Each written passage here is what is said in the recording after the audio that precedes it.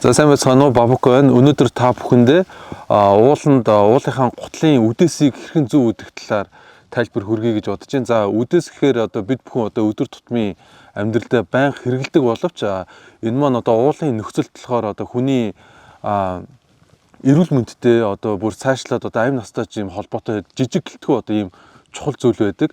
За тэгэхээр энэ өнөөдөр заах үдэх техник маань болохоор сурахад маш амархан 5 секундын юм ажил байгаа. Та бүхэн бүгдээрээ сураасаа гэж хүсэж байна.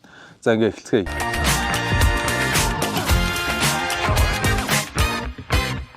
За тэгэхээр юуны өмнө гутлынхаа үдээсийг суллаж агаад гутлынхаа үдээсийг чангалахаас өмнө та бүхэн уулын гутлыг бол ерөнхийдөө нэг өөрийнхөө яг өмсдөх хэмжээнээс 0.5 1 арьзмаар том авдгийг бол бүгд мэдж байгаа. Тэгэхээр гутлаа үдээсээ чангалахаас өмнө хөлөө бол яг ингээ гутлынхаа өсгий рүү тулгах хэрэгтэй ингээд товшоод. За тэгээ ингээд тулгасныхаа дараа үдэхгүй бол тулгаагүй үедээ гутлаа үдчихээр хөл аргашаа гүгээд ингээд холхиндох гээд байдаг. За тэгэхээр ингээд гутлаа хойш нь тулглаа. Тэгээд уртлаасаа эхлээд чангална. Уртлынхаа ингээд чангалгаа хийхдээ яг энэ хоорондоо энэ огтлолдож байгаа хэсэг дээр нь ингээд хуруугаараа дараад буцаж гүйлгэж сулруулахгүй тулд гэсэн үг. Ингээд хуруугаараа дараад за ингээд чангалаад хэрэгтэй. Ер нь уулын уруу болон өгсөөр явхад үдээс үдэх нь бол өөр байдаг. Гэхдээ аль ч тохиолдолд тэгшин газар уруу өгсөөр явах аль ч тохиолдолд яг энэ хөлийн энэ уртлын тэгшин хэсэг яг энэ номны хэсгийн ийм 3 үдээсний чангалгааг бол ерөнхийдөө ийм өөрт өвдөлт өгөхгүй хэмжээний гэхдээ ийм чанга үдэх нь бол тохиромжтой байдаг. За тэгээд үдснийхаа дараа уулын гутлууд маань ихэвчлэн ийм дэгээтэй байгаа. Ийм дээгэн дээр хүмүүс ихэвчлэн ингээд доороос нь оруулаад эндээсээ ингээд үддэг. За тэгэхээр ингэж үдэх нь бол жишээ нь ингээд тавьчвал шууд ингээд суларч байгааг та бүхэн харж байгаах. Ингээд доороос нь ингэж оруулж үдэх нь бол зөв бол биш. Тэгэхээр эндээсээ гарч ирснийгээ дээрээс нь оруулаад доор гарч ирсэн энэ уяануудаа яг энэ дээрээс оруулж байгаа үдээсээр өөрөөр нь даруулна гэсэн үг. За тэгээд эндээсээ зангидлаа. За ихэвчлэн бүгдээрээ нэг ирвэхээ зангилаагаар зангидж байгаах. Эндээ нэг юм гогцоо үүсгээд ингээд ерөнхийдөө зангидж байгаа. Тэгэхээр энэ зангилаа маань бол амархан суларч тайлгдах гэдэг. Тэгэхээр өнөөдрийн заах зангилаа маань болохоор энтэй яг ижлэхэн сурахад маш хялбар тэгтээ тайлагддаггүй сулардгүй юм зангилаа байгаа. За яг түрүүнийхтэй ижлэхэн эврэхээ зангилаагаараа нэг зангидлаа. Нэг эргүүлсэний дараа энэ гарч ирж байгаагаар дахиад нэг эргүүлнэ гэсэн үг. Энэ гогцоо руугаа дахиж нэг эргүүллээ. За эндээсээ хоёр талаас нь татаад чангална. Тэгэхээр та бүхэн сайн ажиглах юм бол энэ дээр ийм хоёр ийм давхар бэхэлгээ ийм гогцоо үүснийг харж байгаах. За тэгээд эндээсээ би бол энэ хоёрыг богиносгож жагаад тэгээд энэ гарч ирсэн энэ гогцоогоо дахиж энэ дээр 3 дахь зангилааг үүсгдэг. Гэхдээ энийгээ болохоор тийм чанга бол зангидахгүй. За тэгээд гарч ирсэн энэ илүү гарсан энэ үдээсүүдээ ууланд болохоор хад асаг болон модонд гогцоогдож сулрах юм эрсдэлтэй байдаг учраас гутлынхаа юм төрөнд хийгээд цэвэрхэн. За тэгэхээр энэ зангилаа маань сулрахгүй, тайлагдахгүй энэ баг төгс зангилаа. Та бүхэн тушаад үзээрэй. Энэ уулын нөхцөлч гэлтгүй хот дотор өдөр тутмын үдээсэндээ ашиглахад бол маш тохиромжтой. За тэгэхээр яг энд үдцэн байгаа үдээс маань болохоор ерөнхийдөө уулын уруу юм уу яг тэгшин газар явхад бол яг энэ үдээс бол тохиромжтой. Тэгэхээр та бүхэн уулын өгсөөр явхад бол хөвчлэн хөл иймэрхүү байралтай явна. Ингээд дээшээ ингэж хөдөлгөөн ингэж хийгддэг гэсэн үг. Тэгэхээр энэ байрал дээр яг энэ хөлийн ийм шагааны энэ хэсэг чанга байхаар энэ дээр ингээ холголт үүсэх гэдэг. Тэгэхээр уулын өгсүр хэрхэн зөв үдээсээ үүдэх вэ гэхээр за яг одоо эхний энэ хэсгүүд бол ижлэгэн эдрийг бол бүгднийг маш сайн чангалах хэрэгтэй.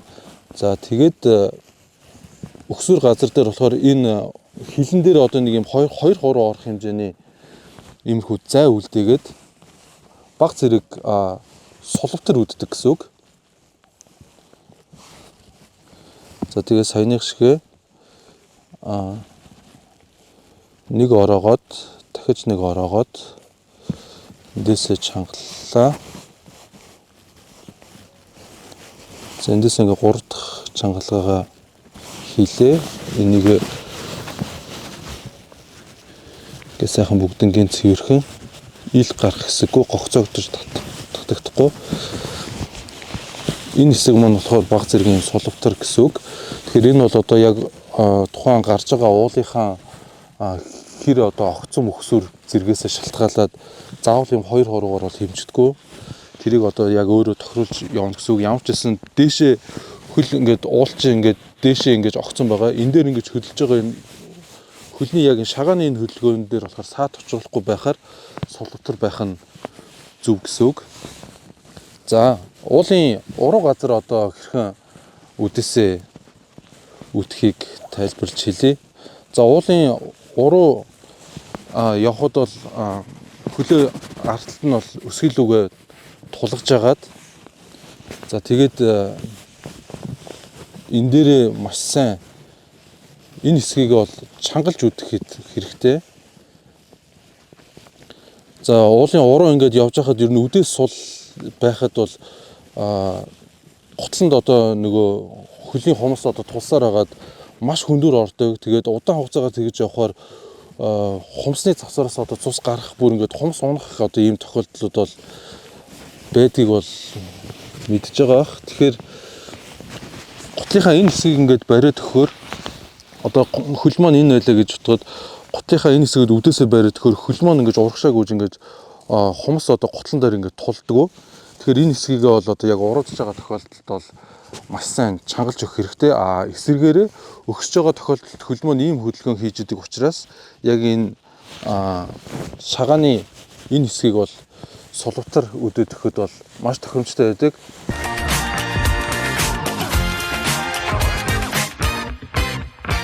За ингээд айж ухнаар хийж үзүүлье. Энийг дээрэс нь авлаа. Нэг зангидлаа. Энэ дээр гогцоо үсгэн энэ талаар арай том гогцоо үсгэлээ. Ингээд нэг оруулдаг бол энийг дахиад нэг эргүүлнэ. За ингээд хоёр эргүүлээд татлаа. Тэгэхээр сайн ажиглах юм бол энэ дээр 1-2 юм гогцоо юм давхар зангилаа үүссэн байгаа. За энэ дээрээ гогцоонуудаа жоохон томруулж агаад энэ дээрээ дахиад би бол ингэж 3 дахь зангилааг бол ер нь байнга хийдэг. Нэг хийхгүй байсан ч болно. Гэхдээ хийчүүл энэ бол одоо бүр хизээч сулар тайлбардахгүй бол зангилаа болно гэсэн үг. За тэгээд илүү гарсан хэсгүүдээ готлынхаа төрөлөө ингэж хийж цэвэрлээд юмд гогцохдохгүй тул за ингээд бэлэн боллоо гэсэн үг. Дараа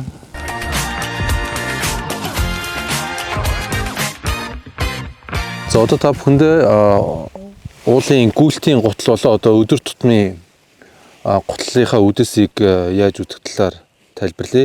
За ерөнхийдөө үдэх техник нь бол одоо яг өмнөх үдээстэйгээ ижилхэн. За одоо яг энэ хөлийн ном хэсгийн үдээсүүдийг бол бүгдийг яг сайтар чангалаад за энэ дээрээ одоо үдэхдээ анхаарах зүйл нь болохоор ийм уулын гүйлтийн гутлуудын ийм хилэн ийм зөөлөн байдаг. Яг ийм уулын гутлуудын хилээтэй харьцуулах юм бол энэ хилүүд бол илүү одоо бат бөх одоо хатуу байдаг бол эдгээр хилүүд маань бол ийм зөөлөн байдаг учраас үдэхдээ тэрийг анхаарч яг өөртөө чанга сулын тохируулж үдэхгүй бол чангалчих юм бол яг энэ хөлийн ном дээр дараад ерөнхийдөө хөлийг бол өвдөх гээд байдаг.